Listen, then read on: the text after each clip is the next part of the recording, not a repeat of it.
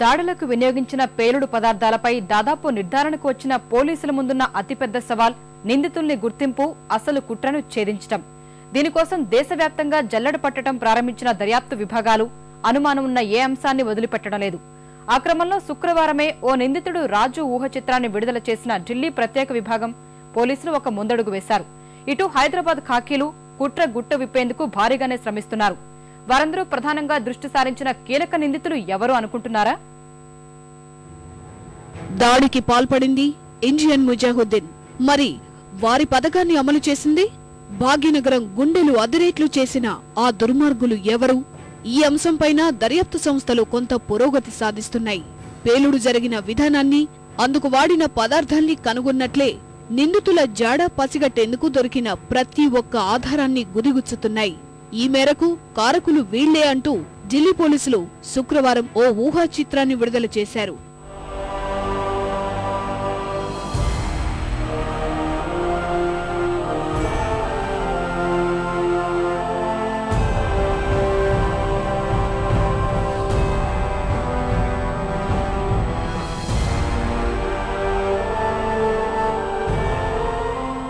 ఊహా చిత్రంలో అనుమానిత వ్యక్తిని రాజుగా పేర్కొన్న ఢిల్లీ పోలీసులు హైదరాబాద్ ఆపరేషన్లో పాల్గొన్నది మొత్తం ముగ్గురని అనుమానిస్తున్నారు.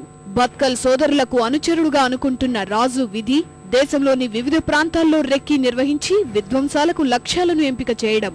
ఇదే సమయంలో దిల్సుఖ్ నగర్ పేలుళ్ల వెనుక అజాంగఢ్ ప్రాంతానికి చెందిన తమ్రేజ్, వకార్ల పాత్ర ఉండి ఉండవచ్చని అనుమానాలు వ్యక్తమవుతున్నాయి. అలా చూస్తే కేంద్రం చెబుతున్న ముగ్గురు వాదనకు పొంతన సరిపోతుంది.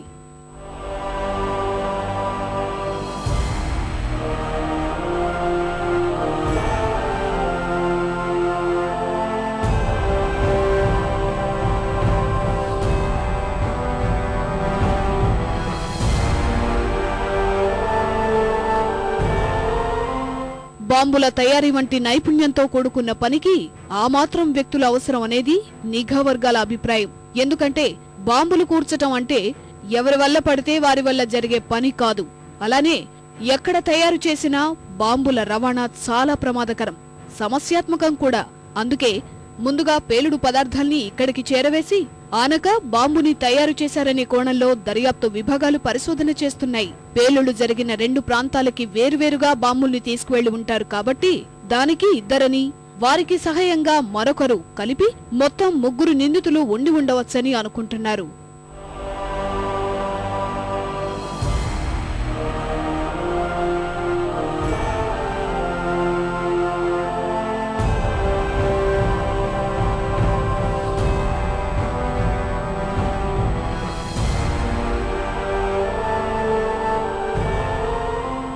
ఎంతమంది అనేది తేల్చటంతో పాటు వాళ్లు ఎవరెవరై ఉంటారు అనే కోణంలోనూ దర్యాప్తు విభాగాలు లోతుల్లోకి వెళ్లి శోధిస్తున్నాయి.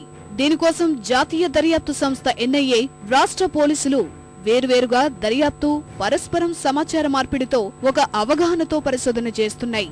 ప్రముఖంగా వినిపిస్తున్న యాసిన్ భత్కల్, మక్బుల్, వారి అనుచరులపైన ప్రత్యేక దృష్టి సారించాయి. ఇదంతా పూర్తయితే మరో 2-3 రోజుల్లో మరికొంతమంది జాబితాతో రెండోసారి అనుమానితుల ఊహా చిత్రం విడుదలకు ఏర్పాట్లు చేసుకుంటున్నారు.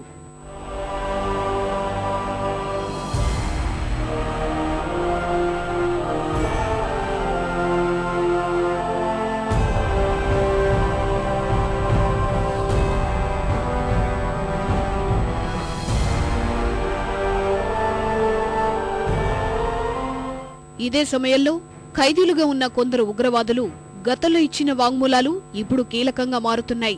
2012 జూలైలో హైదరాబాద్లోని బేగం బజార్, అబిడ్స్ తో పాటు దిల్సుఖ్ నగర్ లోనూ రెక్కీ నిర్వహించామని భత్కల్ జాతీయ దర్యాప్తు సంస్థ విచారణలో ఒప్పుకున్నాడు. దిల్సుఖ్ నగర్, సుల్తాన్ బజార్, అబిడ్స్ లో బాంబులు పేల్చేందుకు రెక్కీ చేశామని బెంగళూరులో పట్టుబడ్డ ఉగ్రవాది ఉబేదుర్ రెహమాన్ వెల్లడించాడు. ఈ నేపథ్యంలోనే అఫ్జల్ గురు ఉరి అనంతరం హైదరాబాద్ జర భద్రం అని కేంద్ర నిఘా వర్గాలు హెచ్చరికలు పంపాయి. కానీ వాటిని పట్టించుకోని వైఫల్యానికి జరగాల్సిన నష్టం జరిగిపోయింది.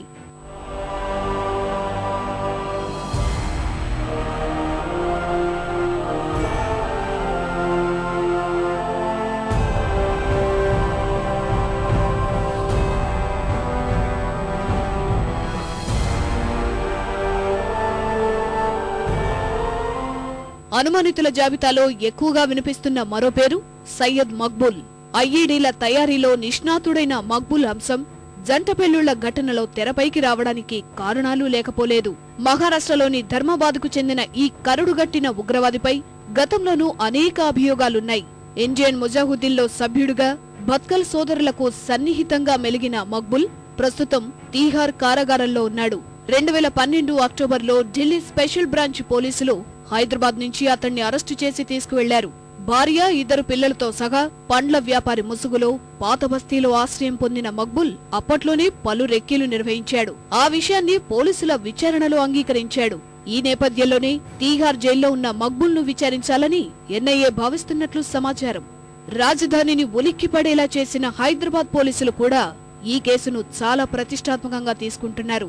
ఇప్పటికే 6 ప్రత్యేక బృందాల్ని ఏర్పాటు చేసి ముమ్మర దర్యాప్తు చేస్తున్నారు. దోషుల్ని సాధ్యమైనంత త్వరగా పట్టుకుంటామని శపథం చేస్తున్నారు.